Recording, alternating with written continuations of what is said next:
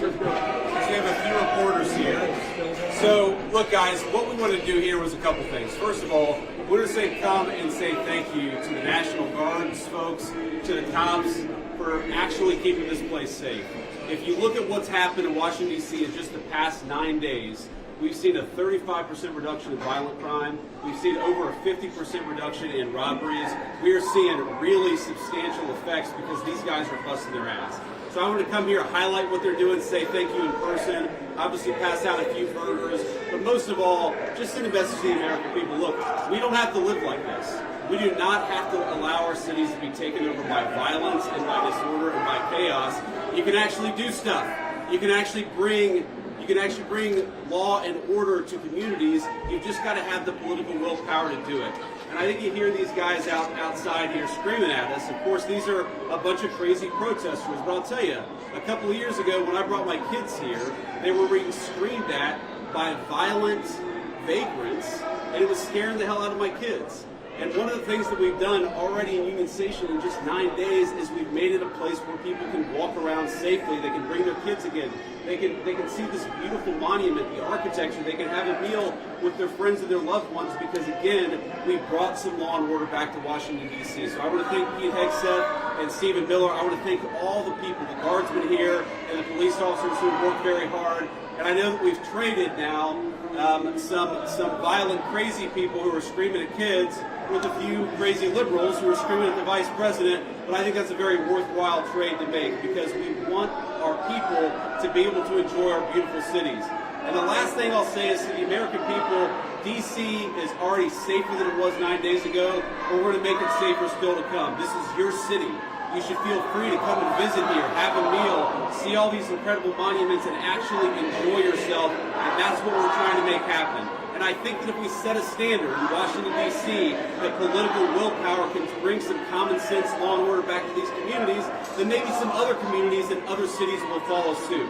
So it's kind of crazy. You hear these guys outside, they appear to hate the idea that Americans can enjoy their communities. They do the fact that D.C. a week ago had a higher murder rate than Trinidad and Tobago, which the United States State Department has said you shouldn't visit because it's unsafe. We ought to be able to enjoy great American cities. That's what we're trying to do with the Trump administration. And we want to thank all of our law enforcement and National Guardsmen for making it possible. We made a lot of progress in 9 days. We're going to make a whole lot more. I'll let Pete and Stephen Miller say something, and we'll take a few questions from the reporters. So, Mr. Secretary. Thank you, Mr. Vice President. I'll just start by saying yes and amen to everything you said. The American people, the residents of D.C. deserve a safe and beautiful city. That's our mission. That's what every one of these captains, lieutenants, staff sergeants, specialists, privates, they're here because they're patriots who serve the country and believe we deserve a beautiful, safe capital. And when I talk to all of them, Stephen, we've all had a chance to talk to them, they're proud of this mission.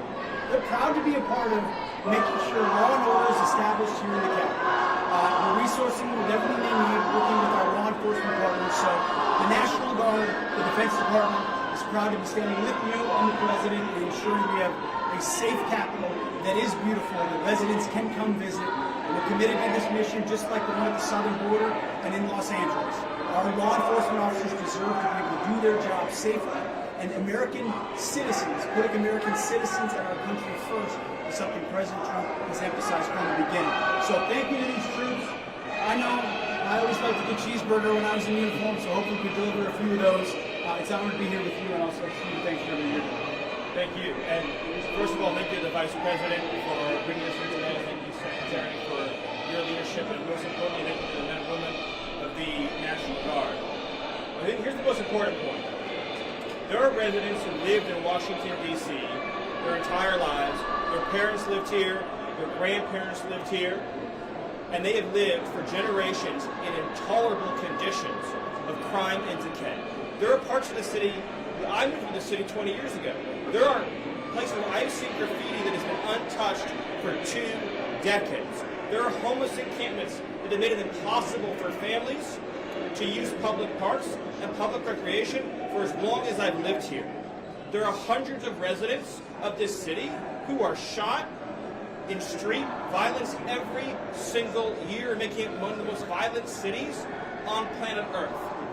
And for too long, 99% of this city has been terrorized by 1% of this city. And the voices that you hear out there, those crazy communists, they have no roots, they have no connections to the city, they have no families they're raising in this city, they have no one that they're sending to school in this city, they have no jobs in this city, they have no connections to this community at all. But they're the ones who've been advocating for the 1%, the criminals, the killers, the rapists, the drug dealers. And I'm glad they're here today. Because me, Pete, and the Vice President are all going to leave here, and inspired by them, we're going to add thousands more resources to this city to get the criminals and the gang members out of here. We're going to dismantle those networks, and we're going to prove that a city can serve for the law-abiding citizens who live there. We are not going to let the communists destroy a great American city, let alone the nation's capital. And let's just also address one other thing. All these demonstrators that you've seen out here in recent days, all of these elderly white hippies, they're not part of the city and never have been. And by the way, most of the citizens who live in Washington, D.C. are black. This is not a city that has had any safety for its black citizens for generations. And President Trump is the one who is fixing that with the support of the Metropolitan Police Department, the support of the National Guard, and our federal law enforcement officers. So we're going to ignore these stupid white hippies that all need to go home and take a nap because they're all over 90 years old, and we're going to get back to the business of protecting the American people and the citizens of Washington, D.C.